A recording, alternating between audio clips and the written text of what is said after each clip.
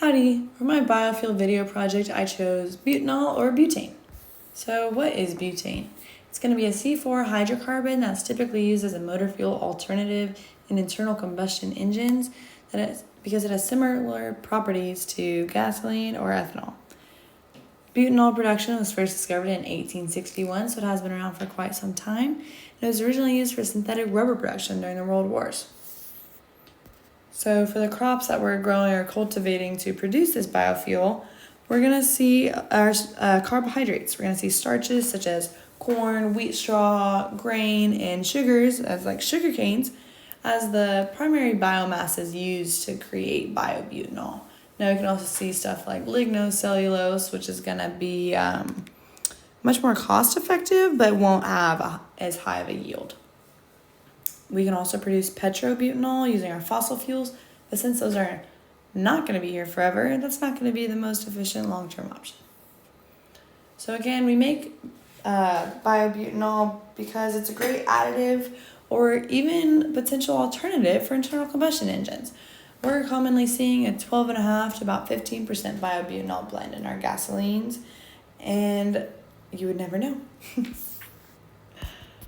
So biobutanol is going to be made using acetone butanol ethanol fermentation using the Clostridial microbes. So if we take corn, for example, it's going to go through a milling process, and then we'll see possible pre-treatment coming out here, treatment, and then hydrolysis where we have enzymes coming in. And then we see our fermentation where we have carbon dioxide and hydrogen gas produced before the stripping and distillation of this corn, wheat straw, what have you, and separation before we get down to our ethanol, acetone, and butanol. Obviously that was an oversimplification, but not too many steps.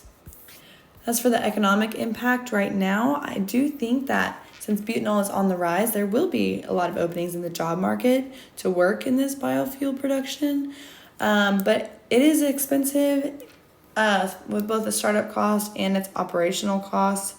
This is also because we don't know exactly the best way to produce it right now, but with new technologies and new workers, I think we will be seeing changes in this in the near future.